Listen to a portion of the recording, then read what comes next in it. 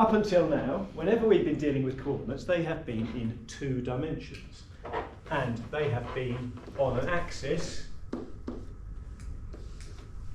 where we've called the horizontal direction x and the vertical direction y. And we have moved into 4 quadrants when we got a bit more grown up. But we're still stuck in 2 dimensions, aren't we? A coordinate describes position in 2 dimensions. And if we want to describe 3-dimensional space, which, let's face it, is quite useful because who wants to stay flat, we need to be able to move into 3 dimensions. So before we talk about vectors in 3D, I'd really like to talk about coordinates in 3D, okay? Because we can write coordinates in 3 dimensions. What we do is this. We take our axes and we knock them onto the ground.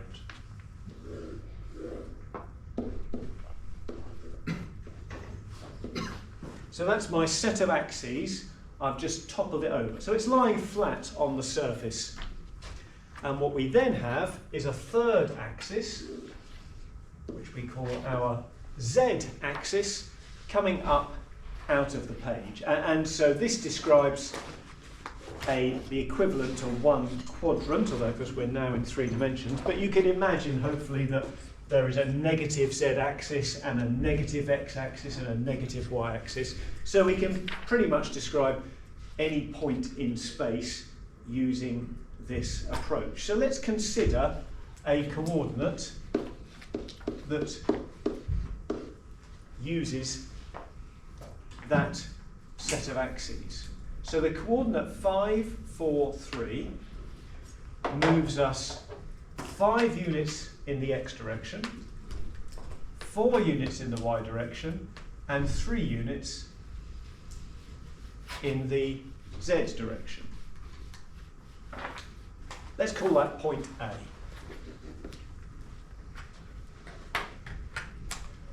The origin is always the origin. So the first skill we need is to find the distance between O and A. Now that seems like a familiar problem, because that's exactly what we've already done, isn't it? That's exactly what we've already done. What I've got here is like a wireframe model showing y, x, z. That's where the point A is. Perhaps I've done a slightly better job than I did over there. But the distance, OA, is just the stick in the box length, okay? So the distance OA, and we'll call that the magnitude of OA, is just the same as we've always been doing at GCSE. At GCSE, it was in the context of a cuboid. At A level, we're dealing with a 3-dimensional space and the distance between 2 place points. I'll just give you a second to make a note of that.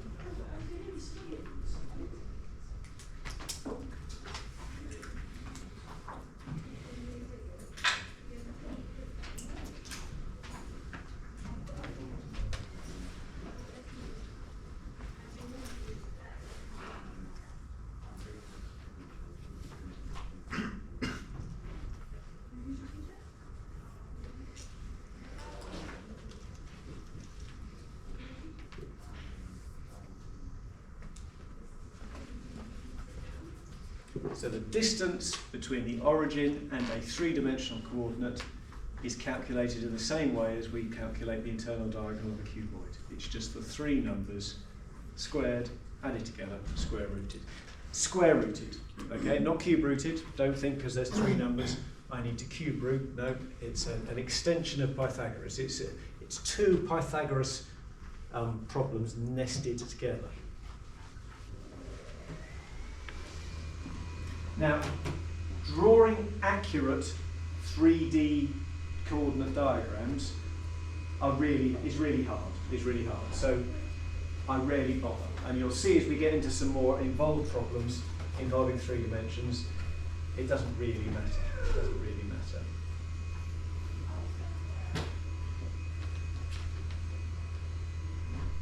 Am I okay to move that away?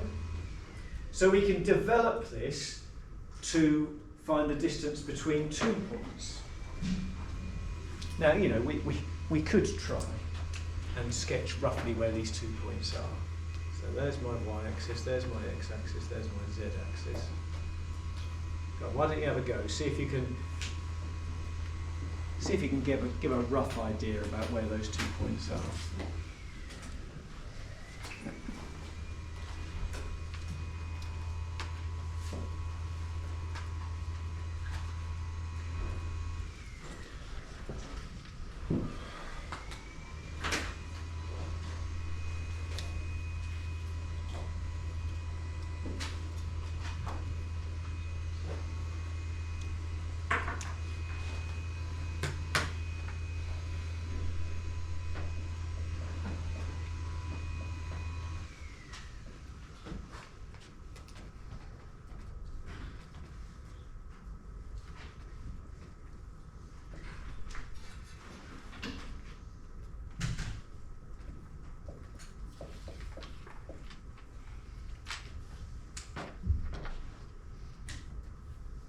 So what if I want to find the distance between A and B?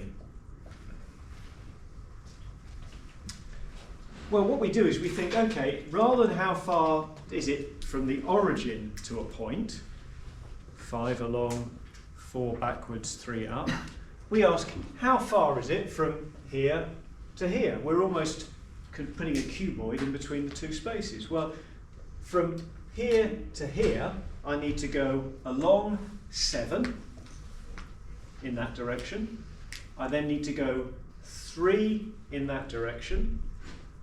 And then I need to go from 4 down to -5. That's a distance of 9.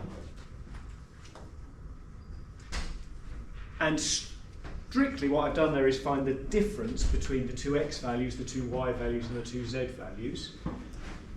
And so I guess what I ought to have put here is -9, because I've done 8 take away 1, which is 7, 6 take away 3, which is 3, -5 minus 4 is -9. But the reason I've done that is because now all I need to do is my stick in the box calculation. And so actually it doesn't matter whether it was +9 or -9. And it doesn't matter whether this was +7 or -7 or +3 or -3. All I'm looking at here is the magnitude of the difference between the 2 numbers and running that same calculation. I'm not going to attempt to draw it, but what we're effectively saying is, you know, if this is the origin, how far do you have to travel to get to that point? Well, you have to go 7, 3, -9. So the distance between those 2 points is that.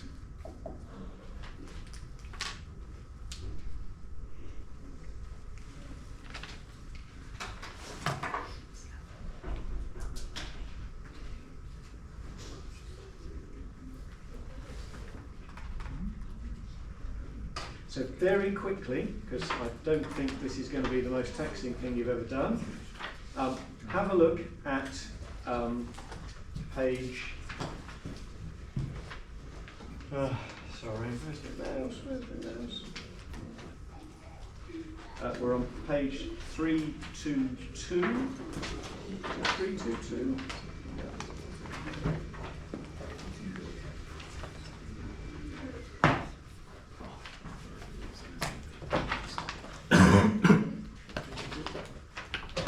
Sorry, page 338. I don't know why I said 322. 338. And let's just do a couple from question 3. Should we say A and C? And then there's a couple of slightly harder questions, 4 and 5 with missing values. So let's just spend 10 minutes on this, very quick. We're going to bang through this because gets a lot harder. So just do A and C in question 3, and then have a go at 4. And if you're super zippy, you can go on to 5, but it doesn't matter if you're not. So we're on page 338 for those at home. Okay, so for number 4, I've done the A value, take away the B value. So that gives me 7 take away K, minus 1 take away nothing, and 2 take away 4.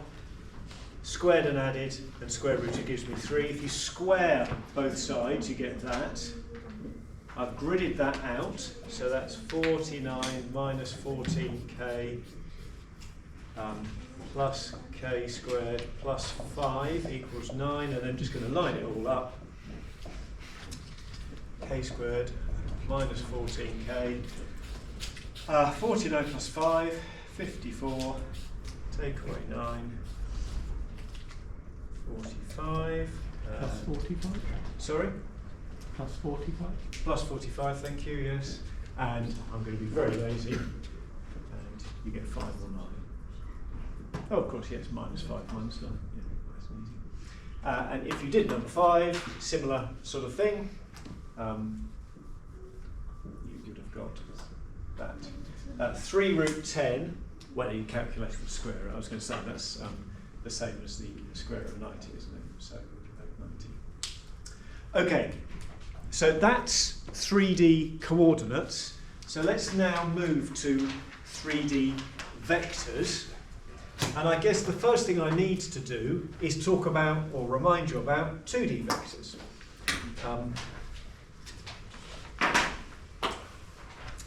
So, a very quick reminder that a vector that looks like that is a journey which is not fixed in space. It is any journey that goes along 2 and down 3.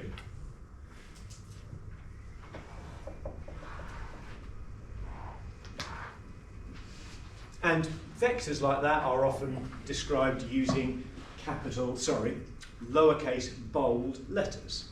So, and at GCSE we did all sorts of arithmetic with it. So 3a would have been 6 minus 9, and we could add vectors together and all sorts of things like that. So that's vectors in 2D. Let's now introduce vectors in 3D.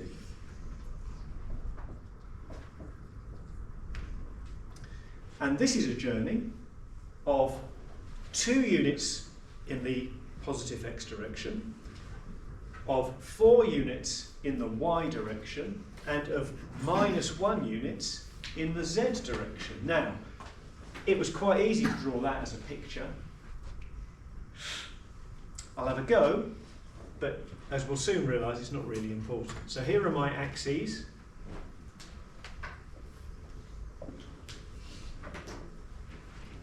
So that journey, which is not fixed in space, remember. So although I've drawn a set of axes, that's only to give me a rough idea. I'm going to rub the axes out afterwards.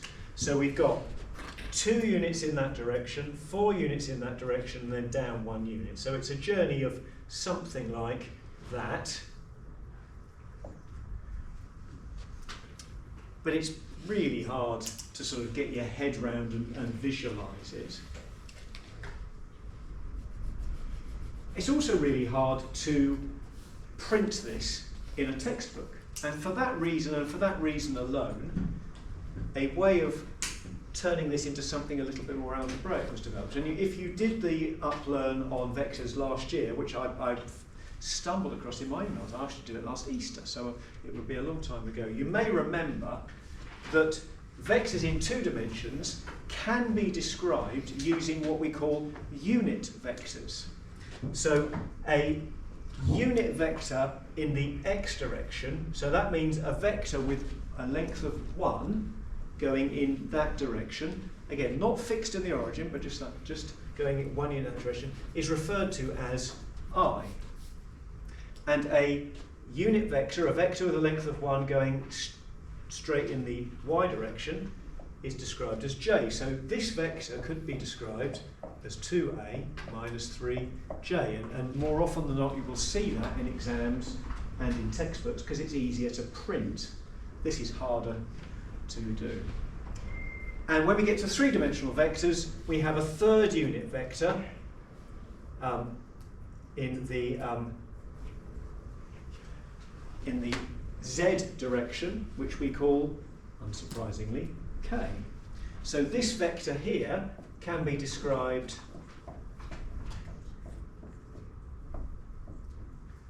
like that. So these I, j and k vectors are vectors with a length of 1 that go in the x direction, in the y direction and in the k direction. And they just allow us to algebraize, that'd be a good word if it was a real world, our vectors, and it makes it easier to type. I have to say though, whenever I get a vector question and I'm presented with a vector in this form, I always write it in that form. I just find it much easier. So just very quickly, because I don't think this is super hard at all, can you tell me if those two vectors are described as such, what the vector 4a plus b would be, what the vector 2a minus 3b would be, and then what about answering this question about parallel vectors?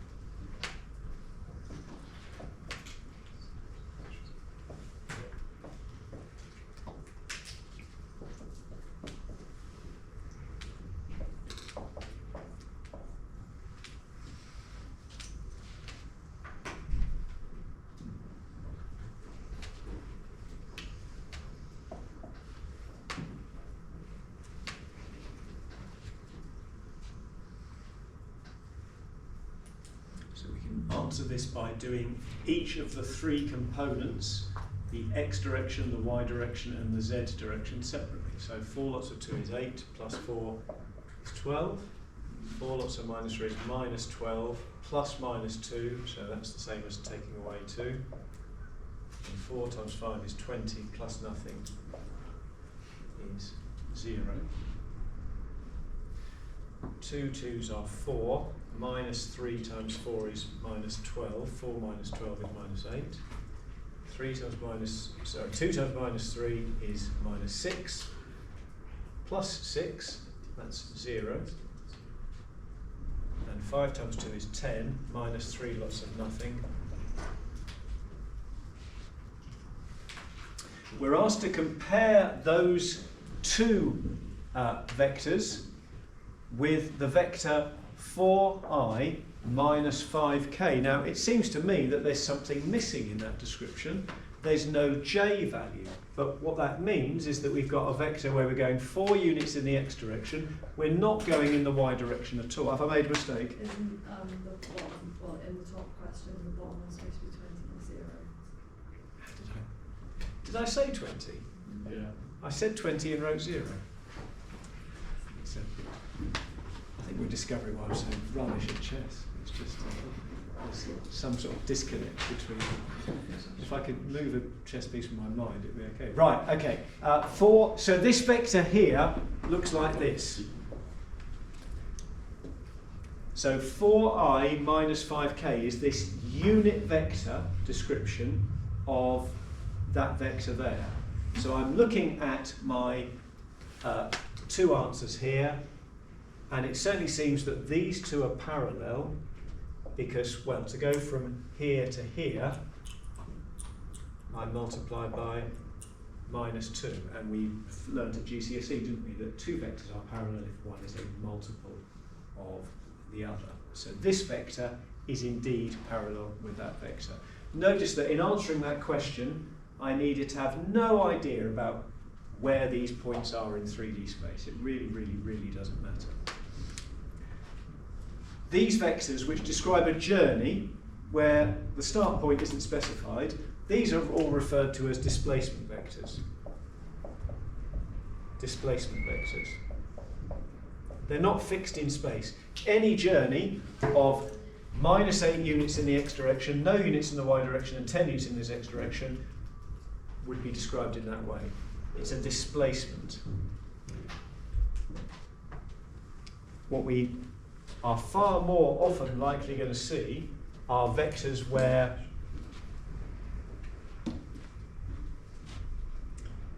they are fixed in space, and they are referred to as position vectors. So a position vector is a vector which is fixed in space, unlike a displacement vector that just describes a journey from one place to another. So in this question here, I have got 3 points. I've got the origin, I've got A, and I've got B. Okay? And I'm asked to find the position vectors of A and B and the vector that will get me from A to B. So this is where I say to you why we don't worry about what these vectors look like. I've got 3 points. I've got the origin, which is always going to be there. I've got A and I've got B. I have no idea whether those positions are accurate. I've just spaced them out nicely. The journey from O to A, well, to get from the origin to the point 1, 5, -2, I need to go along 1, up 5, and down 2. So that's the position vector of A. The position vector of A is how do you get to A from the origin. In IJK notation, that's just going to be 1i plus 5j minus 2k. So can I get you to do the same for O to B, but then, more importantly, can you describe how I can get from A to B? So this is the crucial thing. If you remember nothing else from this lesson, well, I hope you'll remember lots of things from this lesson, but this is the nub. The journey from A to B, well, I've no idea what that journey is, but I can get from A to B. I can go backwards down there and forwards along there. So looking at that journey by breaking it up into its 3 components, the x and the y direction, it means going -1 in the x direction and then forward 0 in the x direction. It means going -5 in the y direction and then -3 in the y direction. And it means going +2 in the z direction and then +7 in the z direction. And if that was a bit confusing, Well, to get from A to B, the quick way is just to look at the gap from the A number to the B number. So from there to there is a jump of -1. From there to there is going down 8. And from there to there is going up 9. And of course, if it was the journey from B to A, then it would be in reverse. But working out the journey from 2 points where you know the position vectors of those 2 points, that's the key skill which we're going to use again and again and again over these next couple of lessons.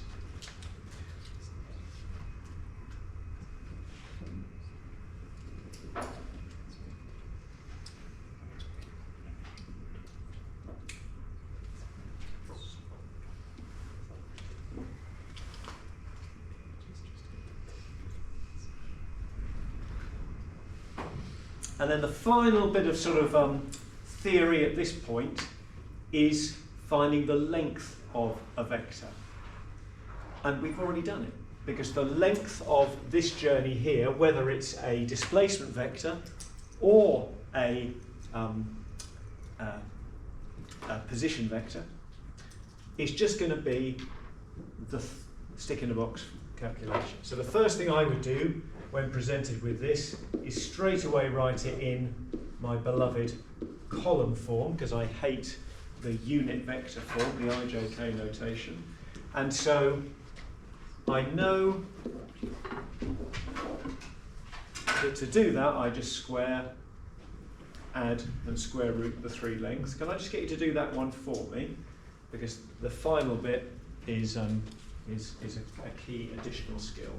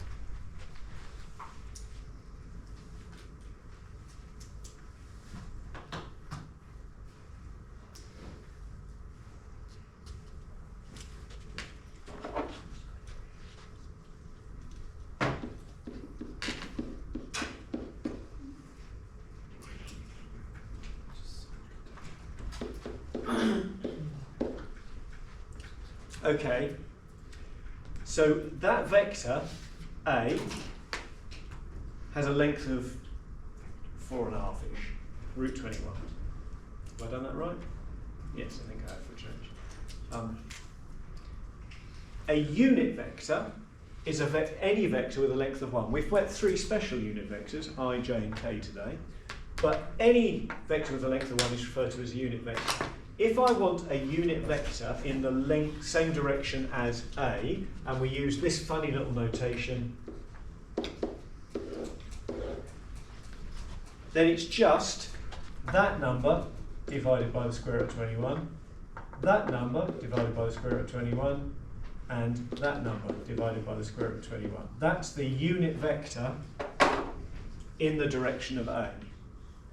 So what we're doing is we're saying that journey is x units long, so we'll divide each component by x, and that will give us a journey of length 1. And I'm looking at that thinking, that doesn't look very good on camera, so let's just make those brackets look a little bit more big enough.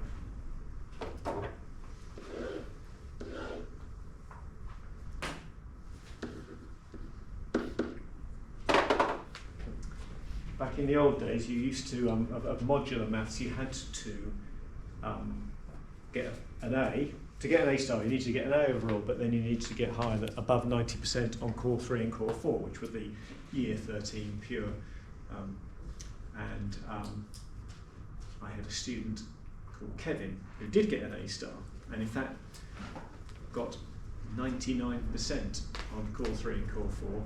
But the thing he got wrong was a question about this, and that's because he claimed I hadn't told him what a unit vector was. And he was almost certainly right. I mean, we'd obviously done IJK, so we had used unit vectors, but it was a question like this that he couldn't do, amongst all the other really, really hard stuff that there was on Core 3 and Core 4, although I have to say your papers these days were a lot harder than those days, but there we go. So, I reckon we're now in a position to answer. Oh, we're not, we haven't got time. Next lesson, we'll answer a few questions of this, and then we'll start getting into geometry and solving problems, which is good fun.